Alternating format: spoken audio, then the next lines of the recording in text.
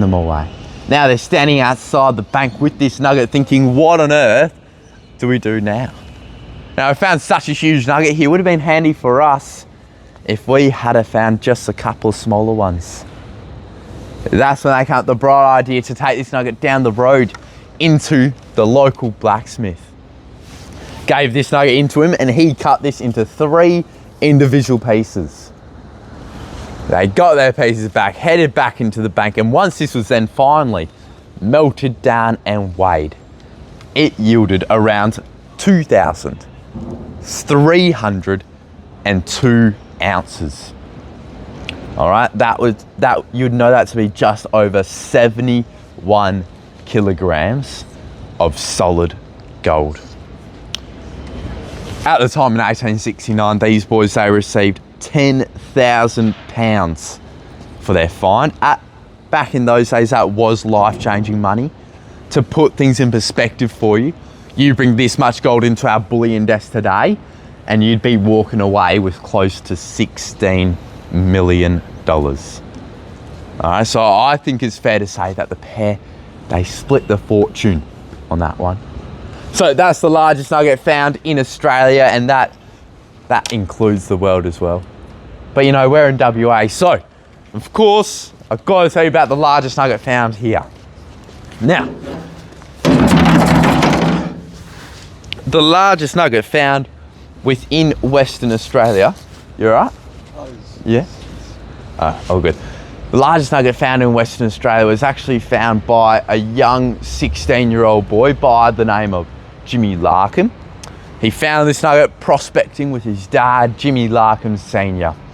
They were out on those Coolgardie goldfields in January of 1931 when young Jimmy, he strikes his pick into the ground hitting this nugget. Now he reckons he knew exactly what it was as soon as his pick hit this nugget, so he called his dad over and together they lifted this up out the ground. Once they lifted this nugget out of the ground, they thought to themselves that this type of gold, it looks a lot like an eagle. What do you reckon? Yeah? Nah? If you can't see it, let me point it out for you. Here's where I reckon the beak is, the head, and the outstretched wings. The beak, the head, and the outstretched wings. All right, so saw an eagle and decided they're going to name this nugget the Golden Eagle. Now, it isn't a bad name. I don't mind it at all. But I reckon they could have done a lot better. I reckon they should have named this nugget the Big Golden Lumpy Baby. Yeah, it looks a lot more like it. But no, they went with the Golden Eagle. Now, the two Jimmies, they didn't worry about melting their gold down straight away. They were very impressed with themselves. They wanted to show this nugget off. So they made a deal with the Western Australian government to tour around WA with this massive nugget, showing it off at different schools and exhibitions, whilst also collecting donations for charity along the way. Now, whilst this nugget was being shown off around Perth, it was reported that this massive nugget, it was only casually transported around. All right, so it's reported that this was just wrapped up into a blue cloth. That was then put into an open basket. That was then put into the back of an open cart with only one police officer in attendance.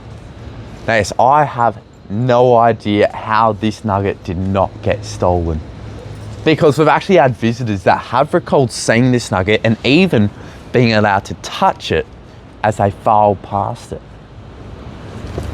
But they were the fortunate few, because the state government who had purchased this nugget off the boys did later on sell it to the Commonwealth Bank to boost state revenue. As you know, this was found in 1931, the height of the Great Depression. But this nugget was melted down right here at the Perth Mint in the exact same room where you'll be seated very shortly. So this one is very special to us. You are probably wondering how much these boys received for their find, and at the time they walked away with about £4,500. Again, today this much gold, you'd be looking at around $7 to $8 million. But I can tell you, they spent their money very, very wisely. Oh, now, sorry. Wise, that's probably the wrong word. I shouldn't use that. Let me say instead. I'll say instead that these boys, they spent their money very Aussie. Any of you guys want to take a guess as to what they've done with the money that nugget bought them? Exactly right. They bought themselves a pub in true Aussie style, which they named the Golden Eagle Hotel in honour of their find. It was out in Boulder, right next to Kalgoorlie, until unfortunately in 2012 when that pub was burnt down due to an arson attack. So it is no longer standing super sad to hear. But anyways, I'm sure that you've all heard enough about these fake golden replicas. What we'll do now is we're going to head on inside to our exhibition to have a look at a ton of gold in there. So what we'll do, folks, we'll go in through these big green doors, straight past reception into the exhibition space. On our way in, just need to make sure you've got your wristbands on, so please just have those ready for either myself or one of my colleagues to have a look at. Once we're inside the exhibition, I just want you all to gather around a big coin in there. All right, so you can just follow me in, folks. Oh, I thought you were going to say the hand of faith. Oh, we got that one inside, but I don't have time for it today. That one is a good one, though. Is it the heat one? And see? Yeah, it's the magnetic field. Now this is the limestone, and you got an is correct. Yeah. So if you just sit in the second row, you'll be some of it comes from I don't have a little bit further down because I was in the limestone quarries before. You got in Mandurah. Thank you very much. Yeah, just this way. So anyway, I'll just do a little quickie here. You guys can freeze this and have a look at this. That's the honor roll call, the Great War, and Perth Mint Branch. Alright, peace for now, and we'll get back to it.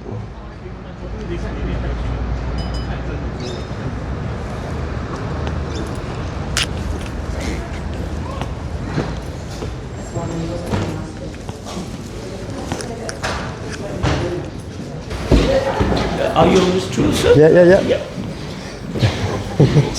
I'm trying. Just grab a spot around there. I feel like I had a couple more. Yeah.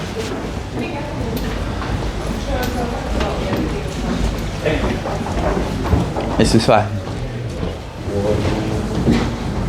Just make your way around a little bit more. Just over there will do. I'm in. All right, so welcome inside of our exhibition space. Now, does anyone think that what they have in front of them is real? Now, this is supposedly 1 tonne of 99.99% pure gold.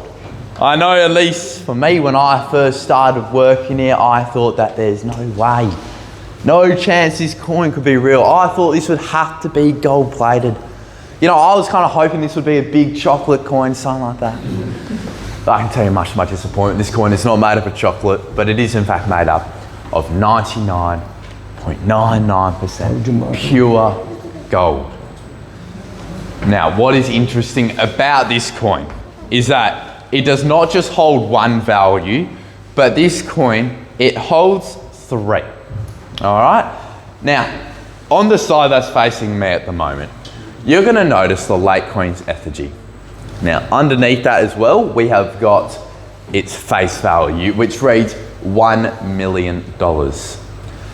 The other side of the coin, the side with the kangaroo, you'll notice a little P underneath the kangaroo's tail. And that P is what we call the minter's mark. And that signifies that this coin, it was made, minted, refined, all the rest of it here at the Perth Mint. Now, with these 3 markings or stamps, it actually makes this coin legal tender. Which means if you, I don't know, somehow manage to grab this coin, I guess, roll it down Hay Street into any one of those banks, they would be obliged to give you $1 million for it. Now, $1 million isn't too bad, but if you did do that, you'd be considered the world's silliest millionaire, because this coin's second value is much greater than its first value. I think you could probably all guess what that is. That's its gold content value. All right, last time I checked, 1 ton of gold is worth a lot more than a measly $1 million. The gold price though, it does change every 5 minutes. But yes, I did check just before I started this tour, and this coin was valued at over $205 million. All right, $205 million. Now that sounds heaps better than that measly $1 million, but still, not even the gold content value is the best value. Because the best value of this coin is what we call the collector's value. That takes into consideration things like that. This coin is one of a kind, never been sold before, and it's made up of 99.99% pure gold. And that's my coin. I can guarantee you that there would be a lot of rich billionaires out there that would want to have a coin like this. But to determine this coin's collector's value, we'd actually have to put it up for sale at a private auction. Now I can tell you, the bidding for this coin, that's going to start at whatever its gold content price is.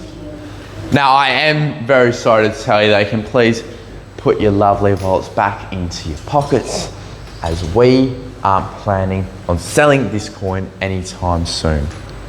As this coin, it is the prized possession of the Perth Mint.